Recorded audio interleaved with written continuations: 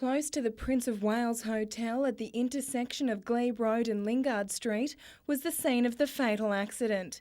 A Nissan Bluebird travelling west along Glebe Road struck the 52-year-old woman as she attempted to cross the street. Tragically, the woman died here at the scene. Police took the 26-year-old male driver for alcohol and drug testing, but later released him as they continue their investigations. As motorists got an early start to their Easter long weekend travel last night, this driver Reviver Centre at Beresfield was up and running, just one of many along our state's highways. While last night's fatal accident was a bad start, police have upped their presence and the penalties on our roads in an effort to stop any more lives being lost this weekend. The main offences that police will be focusing on are drink driving and speeding and occupant restraint. Today they were out targeting speeding on Nelson Bay Road, while at Jesmond, drivers were being stopped for random breath testing.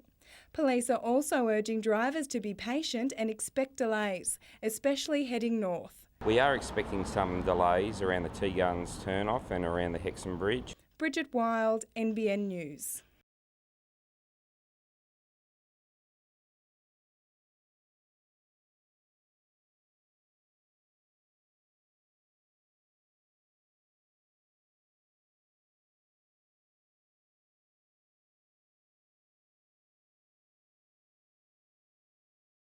We're a bit unsure. Everyone's talking doom and gloom about a recession, but there's no evidence of it at the Co-op.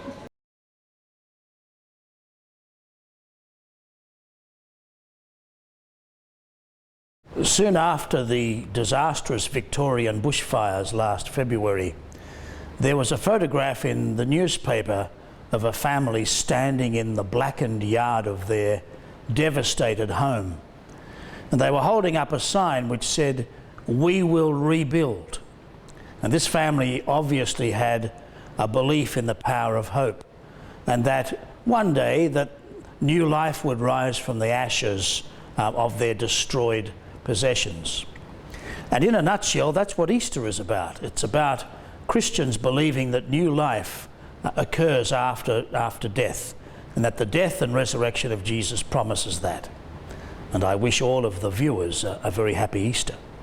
This year, Easter is being celebrated in Newcastle and right throughout Australia, with the economy foremost in people's minds. There's been a really significant impact through the world economic financial crisis. And we know from leading economists that confidence is one of the most important aspects of recovery.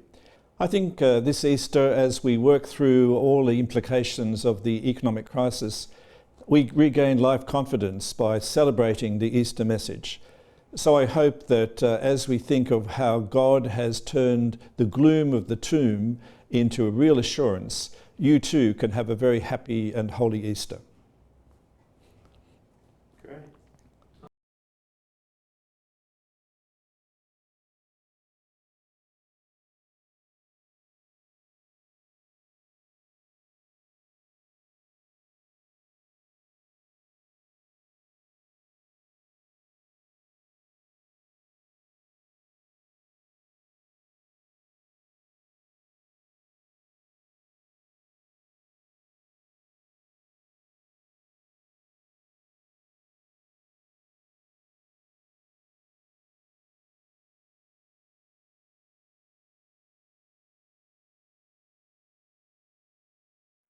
When Keith Davey was a kid, he taped a magnifying glass to his box brownie to get close-up snaps of the critters in his backyard. These days, his backyard is all of Australia, and he's still getting up close and personal with the locals. I really like being out in the bush, and I go out there and I try to look and observe and see what the patterns of what the animals are doing and what the insects are pollinating, what flowers, and how animals are reacting. And I just like looking and feeling and telling the stories of all the critters that live in the bush. He cut his teeth in the Australian bush shooting film with the Leyland brothers before working as a news cameraman and later teaching natural history field studies at the University of Newcastle. Keith has a knack for capturing moments in the lives of creatures like bees, spiders and even a clown-faced hairy grub. And I think as a photographer, what you're trying to do is show people something they haven't seen before, to sort of intrigue them so that they want to go out and learn more about Australia themselves. Keith's first ever gallery exhibition, Australian Bushscapes, opens tomorrow at 89 Elder Street, Lambton.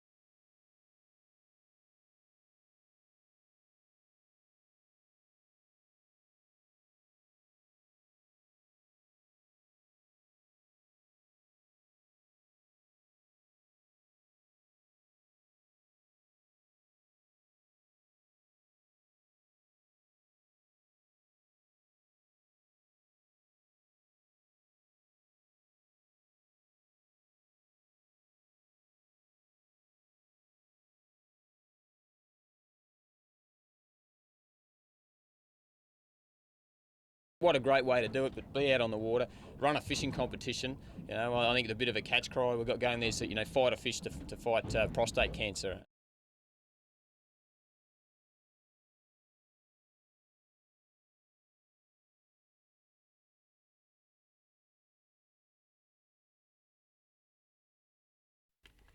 A pleasant cruise off Coal Point suddenly turned to terror as a small runabout, its driver slumped over the controls, headed straight for another boat. I heard a huge bang and knew that two boats had hit, so I came flying down the stairs and saw this boat coming into shore, and look, there was no one in it. It looked to me as if there was no one in it, and it was going absolutely full pelt into the shore, and it just crashed 100 miles an hour, broke the brick wall, and then we raced down and there was this little girl in the front. Luckily she was fine. The driver, a 56-year-old Belmont man, was semi-conscious and suffered cuts in the crash. It would appear that the actual driver of the boat has been injured, and we believe that his daughter may have then tried to take control of the boat. Quick-thinking residents gave first aid until rescuers arrived. The Westpac chopper pulled off a tricky retrieval. The man is in a serious but stable condition in the John Hunter Hospital. Look, it's not a good start for the weekend. It's a beautiful day on the lake, and this type of incident really focuses awareness on a little bit of water safety.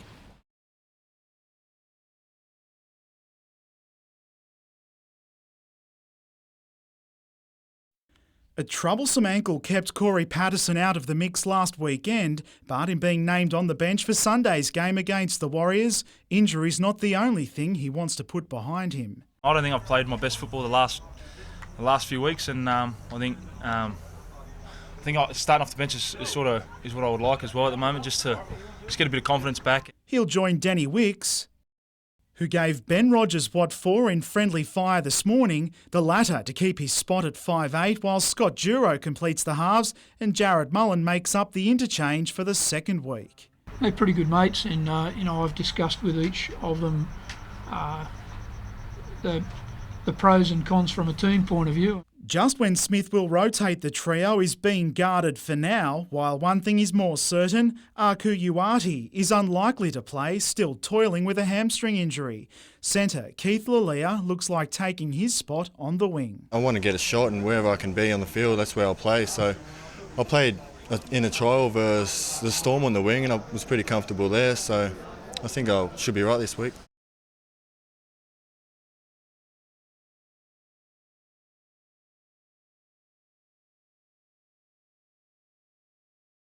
With this new look ground in its infancy, inspections were still being made, but not in the middle. An unexpected shower providing Central Charlestown with a sprinkling of good luck. An early South's mistake would be costly, and the hosts made them pay through Archie Keeley. Justin Apthorpe went close to scoring Central's second. His efforts finished off neatly by Bo Simpson. The Butcher Boys put South to the sword, Byron Warren slicing through to catch the Lions off guard.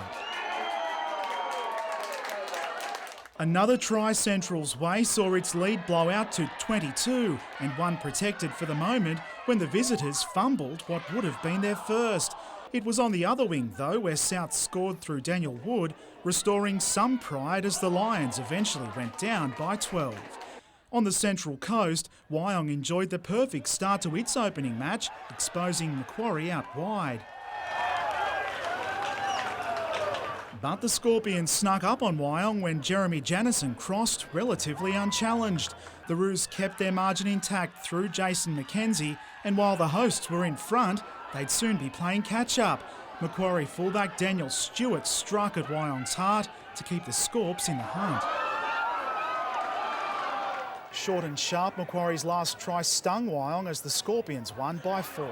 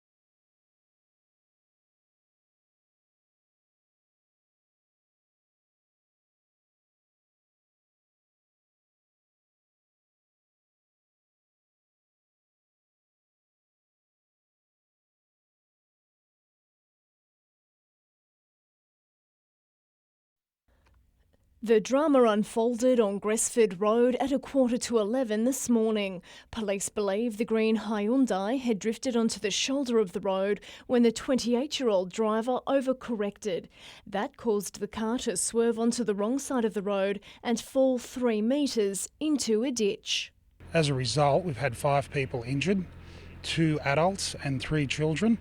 4 of those people have been taken to John Hunter Hospital by road and the other person airlifted. An 8-month-old baby suffered trauma injuries and was given CPR at the scene. He remains in a serious condition while his parents and his 5 and 3-year-old sisters are listed as stable. Police are waiting to interview the driver to determine why the accident occurred.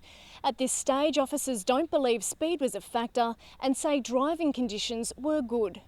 Gresford Road was closed in both directions for 5 hours. Police say the accident is a timely reminder of the need for motorists to take extra care. Madeline Bond, NBN News.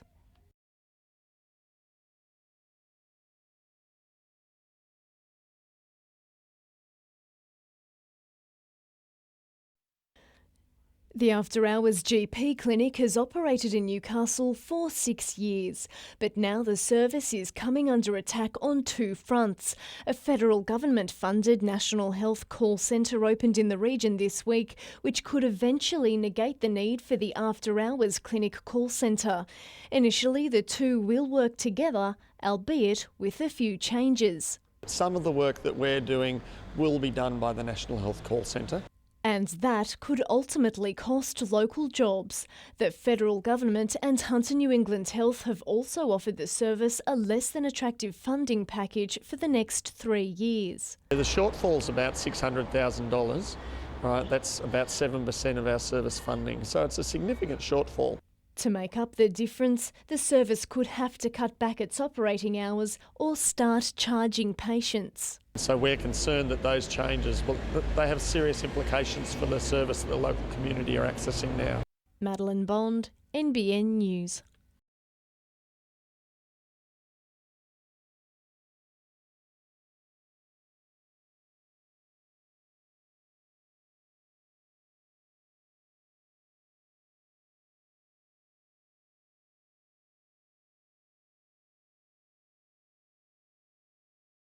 The Warriors have been a bit of a bogey team the last few times we've played them, so we'll be ready for a big game, mate. We didn't forget last year when we played them here and they beat us on the bell, so that's still some motivation there.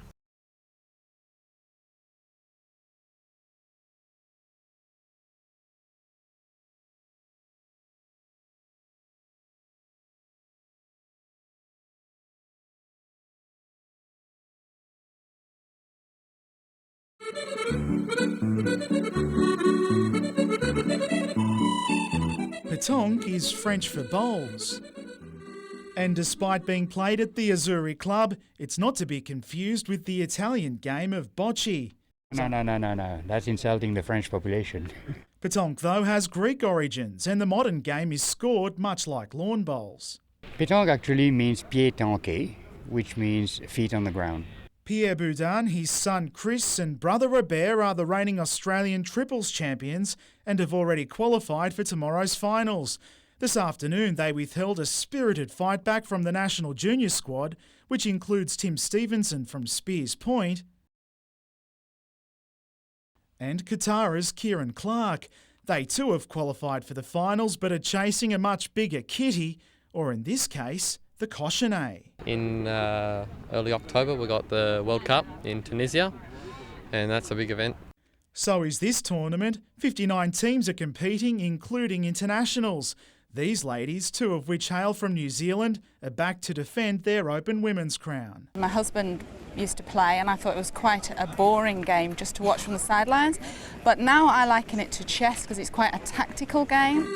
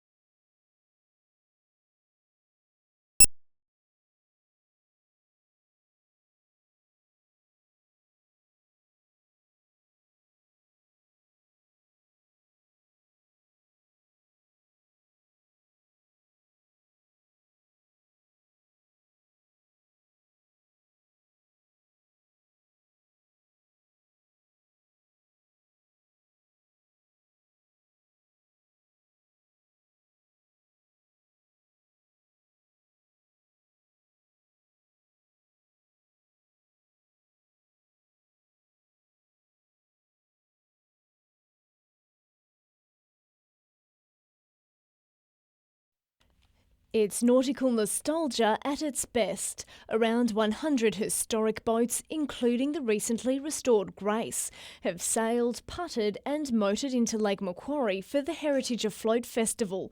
The response to this year's event has even surprised its organisers. We have visitors from all over the country and boats from as far away as Tasmania, Victoria, South Australia that travel to this place. The old world charm these boats boast, luring near-record crowds to the festival.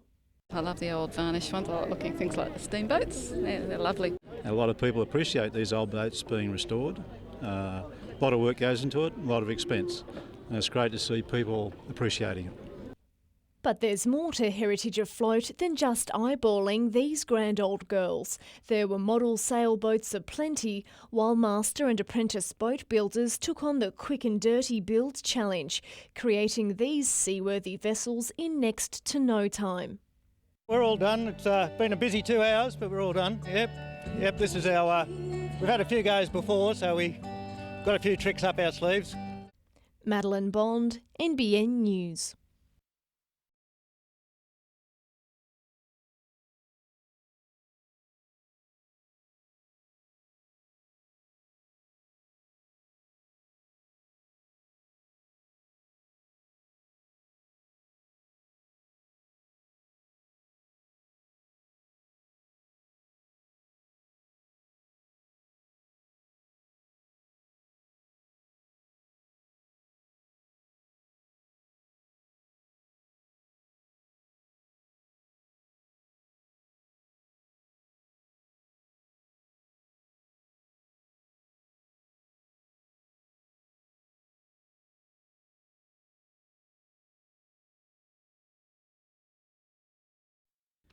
There isn't much Chris Coburn hasn't achieved in water skiing, and at Port Macquarie this morning he emerged as the man to beat for the national slalom title, leading after this run. Enter Melbourne skier Nick Adams, who went one better on the Stony Park course to win back-to-back championships, and didn't he know it? Lake Macquarie would have been ideal for skiers this morning, glassy and grey, but not so great for the penultimate day of the NS14 class State Sailing Championships. A morning westerly died right down, making for a slow finish, after which Marmong Point sailor Chris Gardner maintained a 1-point lead over the only other local, Scott Day. Very tight, mate. It always makes it interesting. It's our first time we've been up the top. His 9-year-old son Aaron makes up the crew, now preparing for the final race tomorrow morning.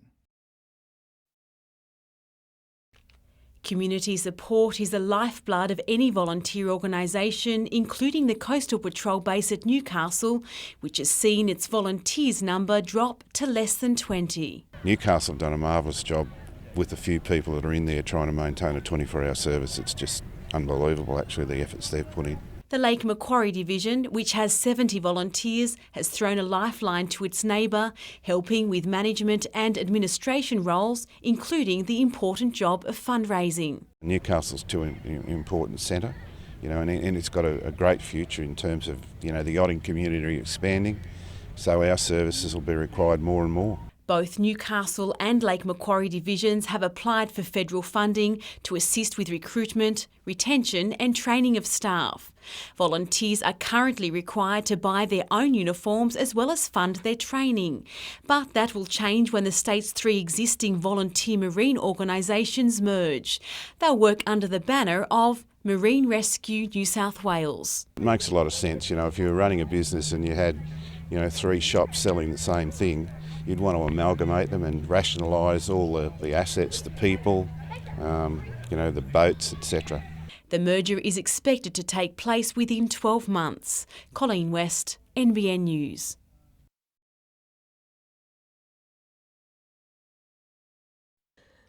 Another long weekend, another police road safety operation, and not surprisingly, dozens of motorists caught out doing the wrong thing.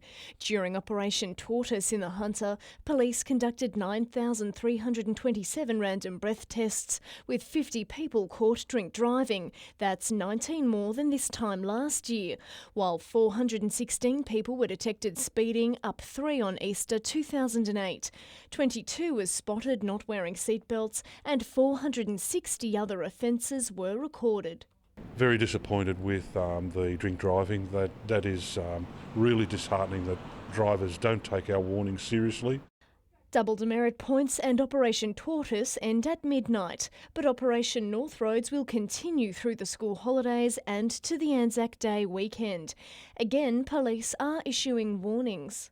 Just don't consider drinking and driving or taking any substances. They do impair your driving to an extent that you could have a fatal or a serious crash. Police are asking motorists to be patient on the road tonight with heavy traffic across the region. This afternoon, cars had already slowed to a crawl north of the Hexham Bridge as holidaymakers made their way home. Madeline Bond, NBN News. Everyday objects all over the Hunter are concealing secrets. Hiders disguise packages or geocaches in unassuming places, log the coordinates on a website and leave it up to the seekers to find them. The global treasure hunt is open to anyone, and all you need is a GPS and a keen eye. Ben Cox, Tim Aylen and Luke Abdillah, all from Newcastle, are just 3 of approximately 2 million geocaches worldwide. Sometimes disguised as bits of Rio or nuts and bolts, and what might look like a nut or a bolt is actually a geocache. The caches are ranked in difficulty. Some can be done in a lunch break, while others take hours of searching. Anywhere between 30 seconds up to 12 hours, depending on the difficulty. They range from being the size of a system container to the size of your pinky fingernails. Once they're uncovered, finders record their name and date on a log sheet inside the cache and replace it for the next adventurer to uncover. 50 are hidden in Newcastle. Port Stephens conceals 80. Worldwide, there are over 700,000.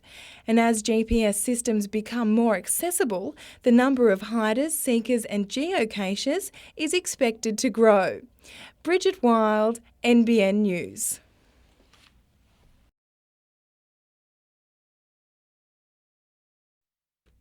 George Carter has been caravanning at sites across the country for more than 40 years. This Easter, the Central Coast retiree decided a camping ground at Belmont would be as good a place as any to spend a week. Why drive all the way hundreds and hundreds of kilometres when we've got it all here? Jo Cleal and her son Josh have also been enjoying what Lake Macquarie has to offer, the Central Coast family among a growing number of people holidaying in the region. It's only an hour's drive and you're close enough where you're still far enough away to have a nice holiday. While the accommodation might not quite be 5-star, the outlook from this lakeside holiday park certainly is, and there's plenty to do, even in the wet. People are looking for holidays that are close to home and that aren't going to cost as much money. So those who actually planned ahead and booked early, they've had a great time and got some really good deals. The wine region has also enjoyed a busy period. Busier than they were last year as well. So restaurants, wineries, cellar doors, everybody was very happy over the weekend. Colleen West, NBN News.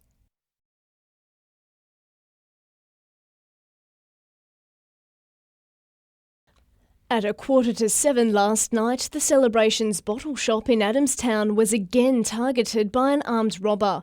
This man calmly walked into the store, confronted the clerk and demanded cash, all the while a large knife threatening the cashier.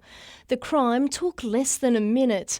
Although the thief tried to disguise himself with a scarf, he might not remain on the loose for long after his actions were captured by the store's 7 security cameras. It is very silly targeting us because our security is top notch.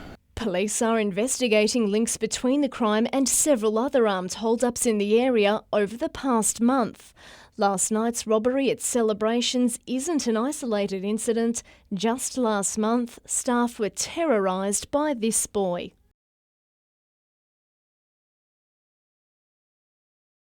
It does shake the staff up a lot. We do implement lots of training that handle this sort of stuff, but yeah, it is hard for the staff. All up, the store has been robbed 3 times in 8 months.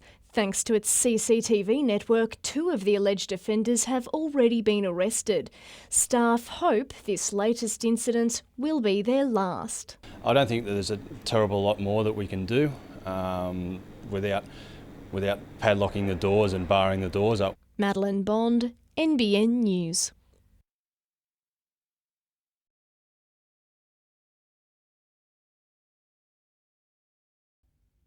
Plenty of smiling faces at night's recovery, but the coach admits it could have been a very different story. A lopsided penalty count in the second half and a lack of possession almost cost Newcastle 2 points.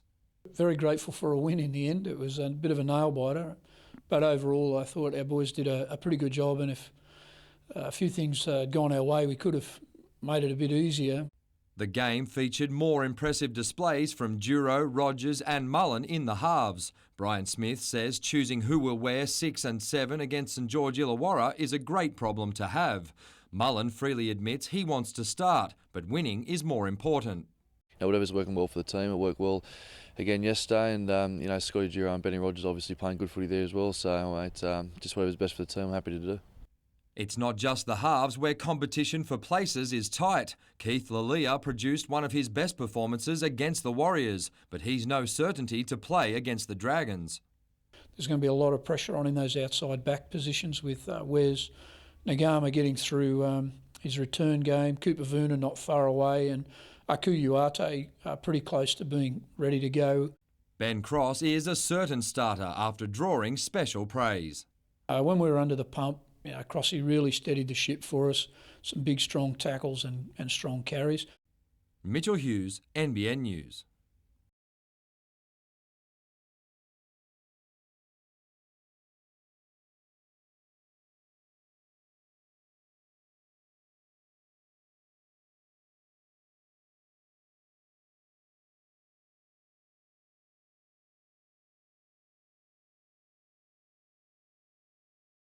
It was always a dream of mine to do well at Stawell, and my career will be coming to an end in the next couple of years. So it's just so amazing that I've done it now, and I'm so happy.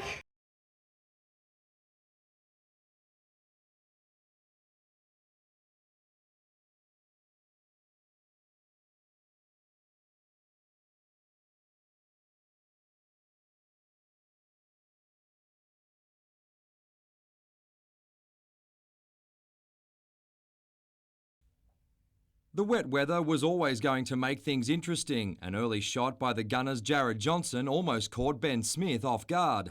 On Easter Monday, South Cardiff keeper Andrew Goldman proved to be a saviour, denying Sean Babick on more than one occasion.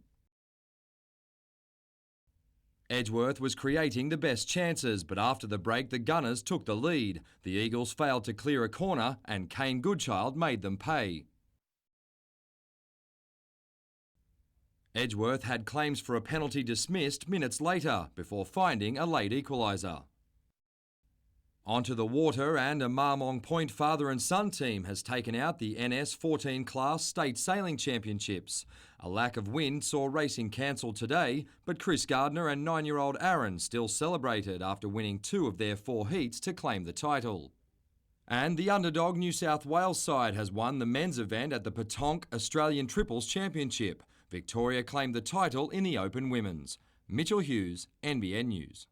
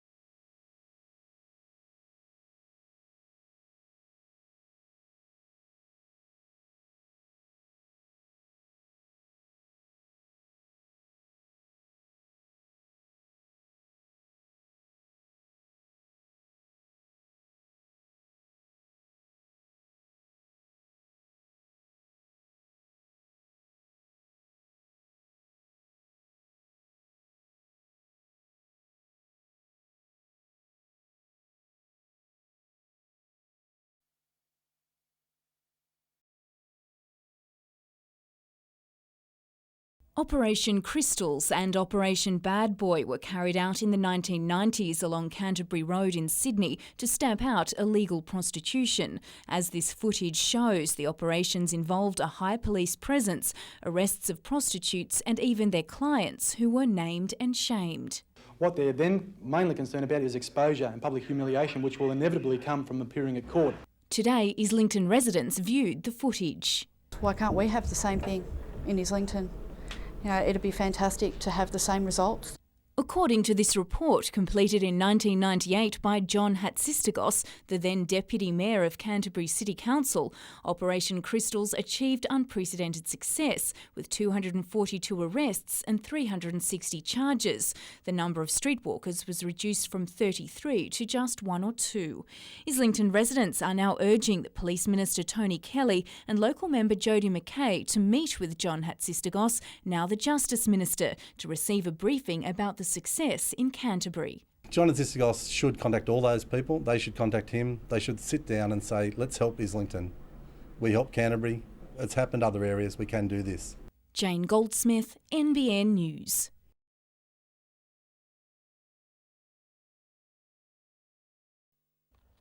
A burnt-out shell is all that remains of the stolen Land Rover. Police say the four-wheel drive was taken from Berrubi Point Tavern sometime between 7 and 7:30 last night.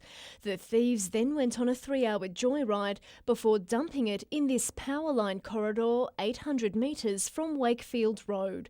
The four-wheel drive was then set alight, which caused its LPG cylinder to explode. The blast was so powerful it tore the car's roof from its body and knocked out the 132 kilovolt power lines overhead. Now they supply our Awabba STS, which is a bulk supply point for about half a dozen regional substations between Arcadia Vale on the southwestern shores of Lake Macquarie through to Crowders Bay on the northeastern shores. When the power lines went out, so too did the electricity supply to more than 30,000 Lake Macquarie residents for 2 hours. Energy Australia workers inspected the wreckage today, but the company is yet to come up with a damage bill. Concentrated last night on getting supply back to normal, and we'll get the repair work done and probably do the tally up later. But it'll run into quite a considerable sum, I'd imagine, because these are major transmission lines. Madeline Bond, NBN News.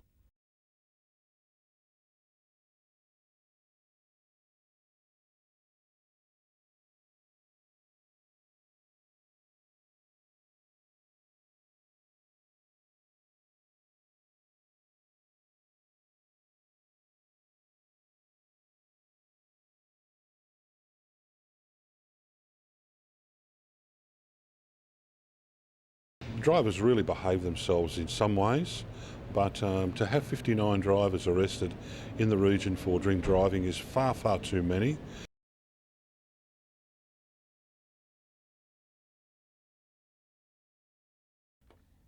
Councillors inspected the site on Hannell Street at Maryville late this afternoon in a bid to decide whether or not to approve an enabling clause in the local environment plan. It's simply a device which says this particular property can be used for this particular purpose, and then that clears the way for a development application. Con Constantine is planning a Parkley Market-style development for the site with hundreds of stalls set up on weekends.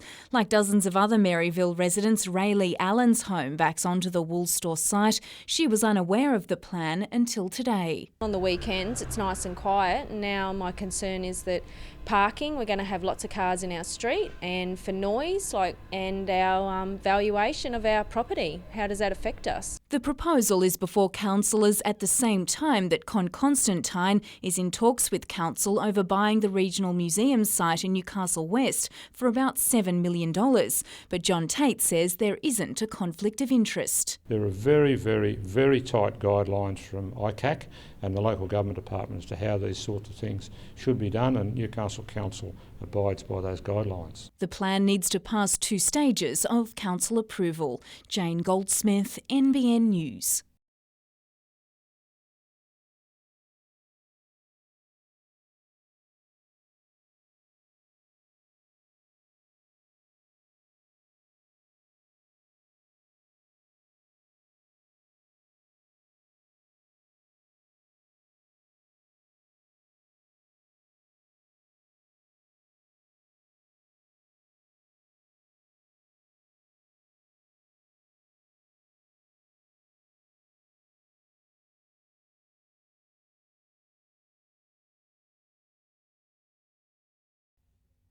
When Lake Coal decommissioned mining operations in Catherine Hill Bay in 2002, it made a commitment to keep the village's jetty as a heritage-listed structure. But rising maintenance costs have seen the company apply to demolish the icon. A majority of residents are outraged. I think a lot of people feel both the mining companies and now the developers are taking a lot of money out of this town. The least they can do is maintain our jetty. The Progress Association would be happy to see the jetty shortened to ensure its survival. They also believe a business or function centre could be built there to help contribute to the $250,000 a year maintenance bill. There hasn't been a serious attempt at looking at what options there are in regards to reuse of it. Meanwhile, the Department of Lands has received 3 expressions of interest to dredge Swansea Channel. The government is hoping sand from the dredge can be sold to offset the cost. If we do have a navigable channel that can cater for vessels that draw more than 2 metres, then we will be able to improve our tourism stocks, our tourism numbers in the area. Mitchell Hughes, NBN News.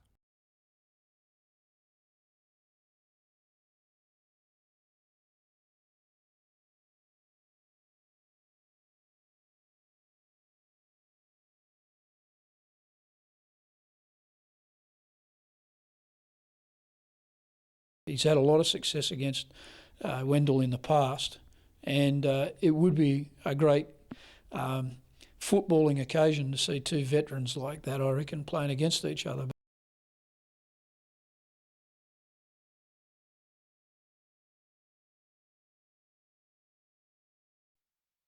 Newcastle's Fabio Vignaroli trained alone today to avoid risking further injury in next week's comeback against Nagoya Grampus. And it's just a little bit too early for him to get involved in a game like this today, so we want to make sure that he's right for Wednesday. This is as close as the Jets' Italian import got to a football today. On the field, it was anything but child's play, as Pej Bowic put the Mariners in front just before the break. The halftime spell gave Newcastle's Kaz Batafta time to find his groove in the middle more than anywhere else. Much better in a more central area than he is in a wide area. Knows a little bit more how to play that position. A position providing the perfect pass for Matt Thompson to score the equaliser.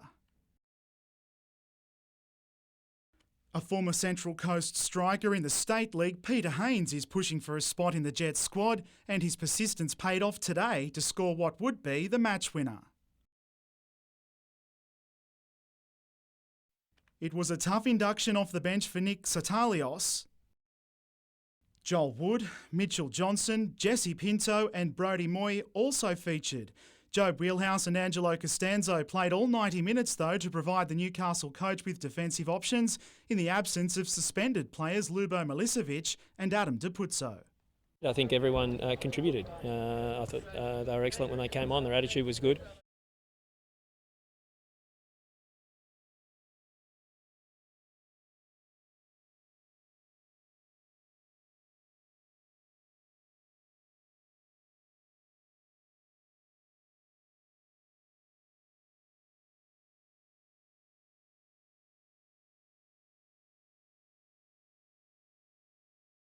Keep practicing, get stronger. Just doing everything right on the pitch, really. Just don't do anything wrong, and impress the coach, really.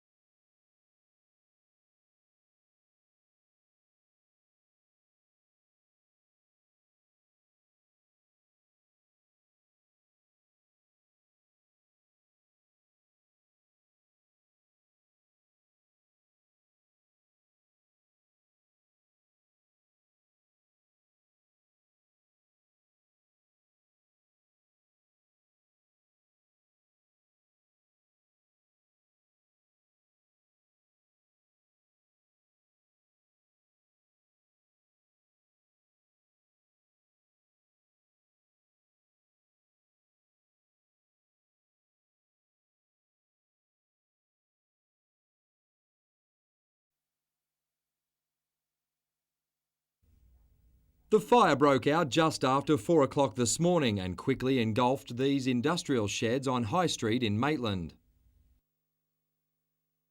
Flames are about 12 foot higher than what my building is, and I've got a 2-story building, and mate, that's enough to scare anyone.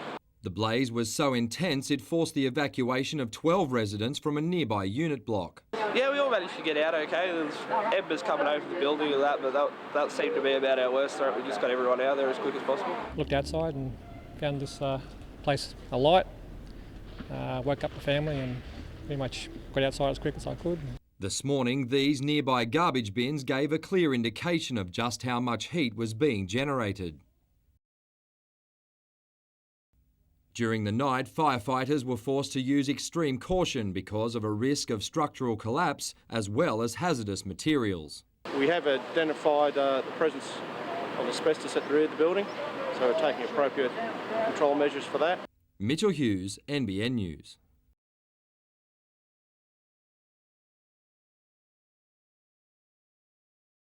Given the figures are basically a collation of the police force's own stats, today's report didn't contain many surprises for local officers, with crime falling across several major categories.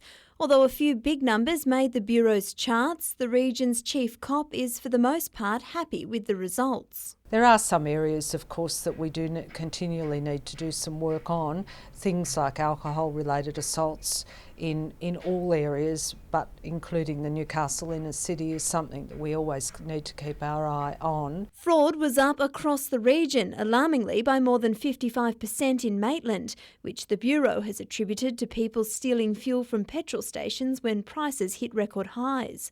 Sexual assaults also rose, with more than 560 incidents recorded last year, although that's apparently not because there are more predators lurking on the streets. Unfortunately, we're still living with the inter-family type violence and historical matters.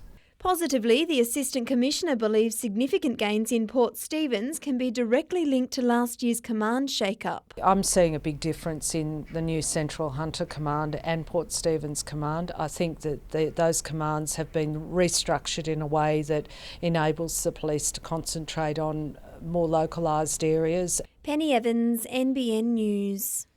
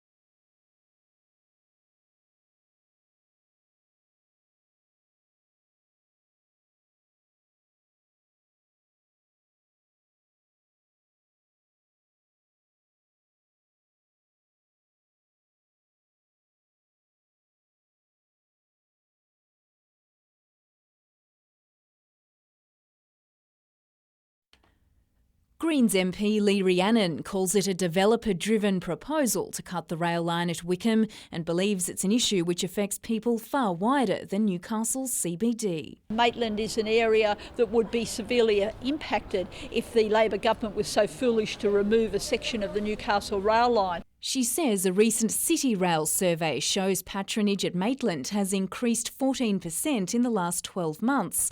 The Liberals also completed a survey of Maitland rail users last year. 50% said they wouldn't use the train anymore if the line was cut. Many are concerned about changing to other modes of transport at Wickham to reach the inner city and beaches. Wheelchairs, bikes, surfboards, how can you get them on a bus? Impossible. And if they cut that, it'll kill Newcastle. The state government is yet to release a report by the Hunter Development Corporation which looks at the future of the rail line and CBD. Lee Rhiannon is calling for it to be made public. The MP also launched a campaign to expand and improve rail services in the Hunter. Stations that have been closed should be reopened. The Branxton station needs to be upgraded to assist the local housing estates. Jane Goldsmith, NBN News.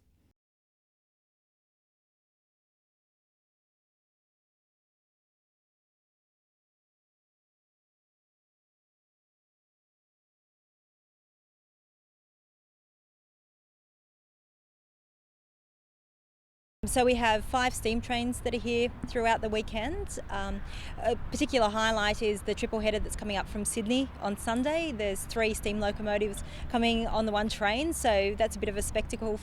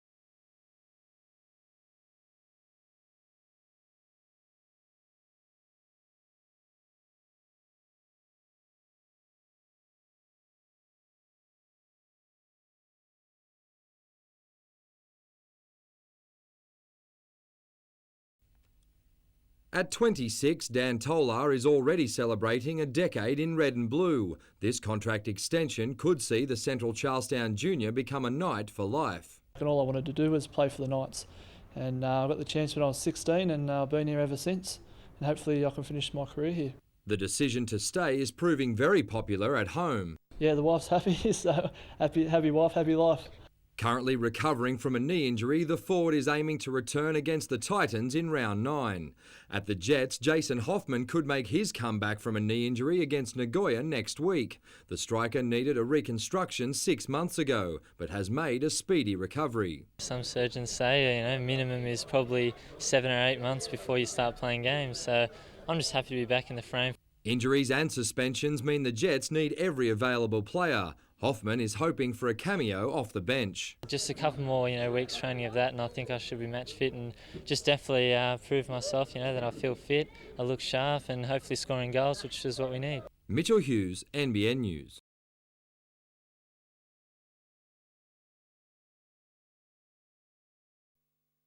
Louth Park sprinter Trisha Greaves has been back page news. This week, though, she made the front.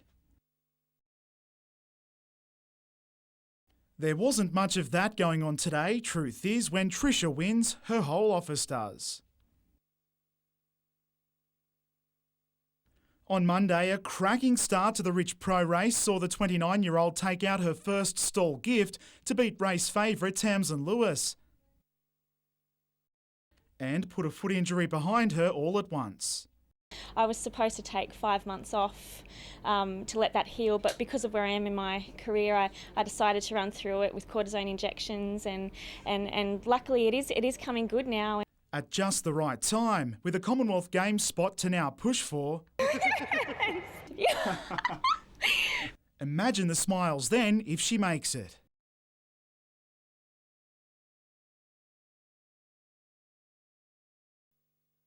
It's deafening down here.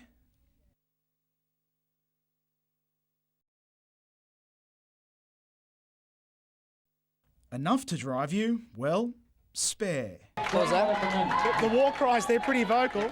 Yeah, they are. It's just pretty much to egg the team on, get us going, revved up and ready to strike. It's definitely the most exciting part about bowling. It's the highlight of every bowler's year. And what a year so far for the Northern New South Wales side. Made up of players from Coffs Harbour, Lake Macquarie and Newcastle, the hosts are in second place overall with a day to go in the Junior President's Shield. Teams from all over the country are represented, every bit the state of origin. This is like the best of the best, pretty much.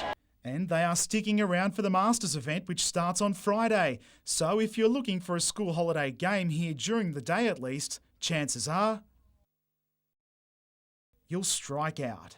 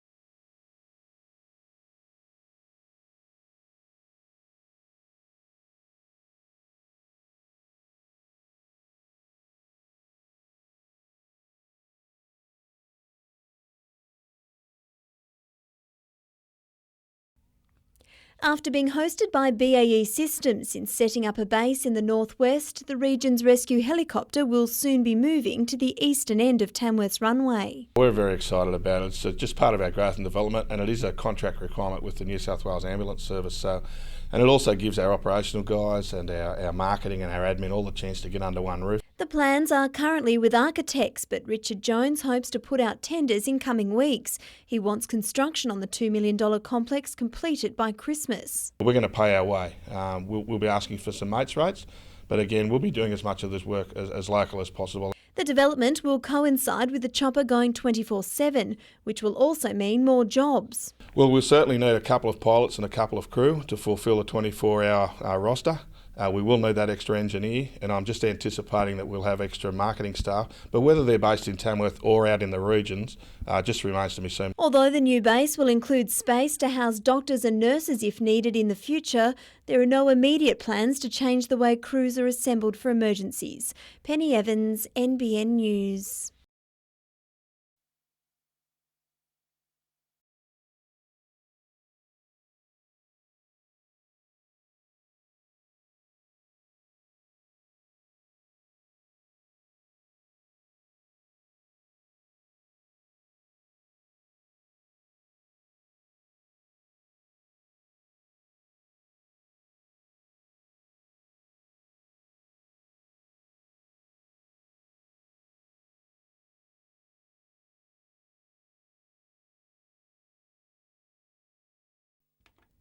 In a bid to balance the budget and save about $5 million, Council today presented 100 recommendations to rationalise and cease services. Can I say to you, this is probably the most thorough review that I've witnessed in a long time. The General Manager admitted the draft report will be unpopular, but says with limited funds it has to happen. Unless we undertake the kind of activities that are proposed in this sustainability review, we are absolutely going to be in quite a dire circumstance going forward. After dodging bullets in the past, Blackbutt Reserve is again in the line of fire. The project team has recommended closing the animal exhibits and the remaining reserve to be used for passive recreation. And if that's not approved, they plan to install paid parking. Also on the chopping block, the Loft Youth Venue and the Greening Centre. So we're recommending that Council cease running of the Community Greening Centre. We believe the types of services currently provided there are provided by others. 3 multi-level public car parks could be sold off to generate revenue and improve essential services. Council's also proposing to install parking meters at every beach from Stockton to Merewether, aimed at charging visitors. But if people are coming from outside the area and want to have the benefit, then they should be making a contribution. It's promised ratepayers in Newcastle's local government area will be issued with free parking vouchers, but tourists and locals aren't impressed. It will discourage the visitors. I don't think that any beach should be charged, really. I'd rather drive to Central Coast. And despite all the cuts to services, Council insists there won't be job losses. This has not been about cutting of people. This is about realigning of services and providing a sustainable future. The sustainability review will go on public exhibition early next month. Jane Goldsmith, NBN News.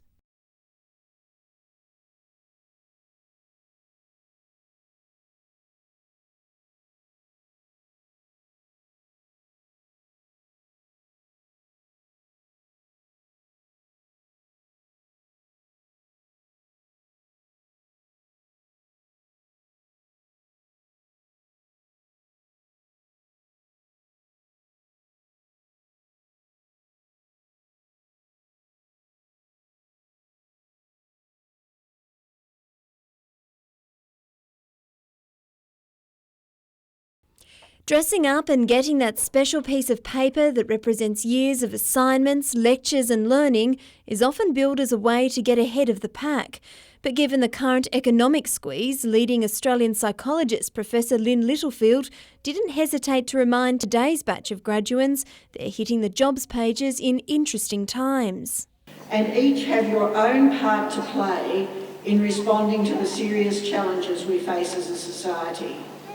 You are in the right place at the right time to contribute to these challenges.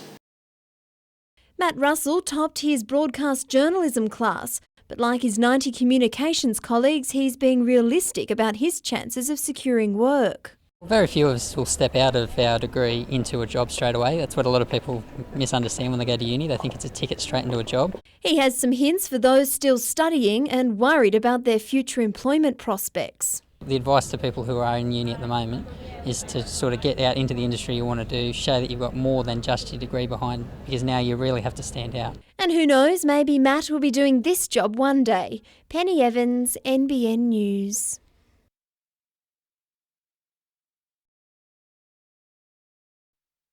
There's still plenty of action at Fort Wallace, but these days not of a military nature. Stabilisation and repair works are being finalised ahead of the heritage-listed site's sale. Military historian Bill Hopkins says the fort is a valuable part of our wartime past and should be retained. The fort is unique in that it was the only fort in Australia that had both 6-inch guns and 9-inch guns during the Second World War. It has a plotting room, it has tunnels, it has the gun complexes there, and it's right on the beach. The Defence Department says the site's heritage values are being protected during the current works. But Mr Hopkins is concerned for the future of the fort. He's lobbying for it to be opened up to the public in the style of the redeveloped Fort Scratchley, which is enjoying a flood of visitors since reopening nearly a year ago. And I want to create a precinct through from south of Redhead through to the bay as a special place of interest for tourism. Mr Hopkins has written to the federal government as well as local politicians asking for support.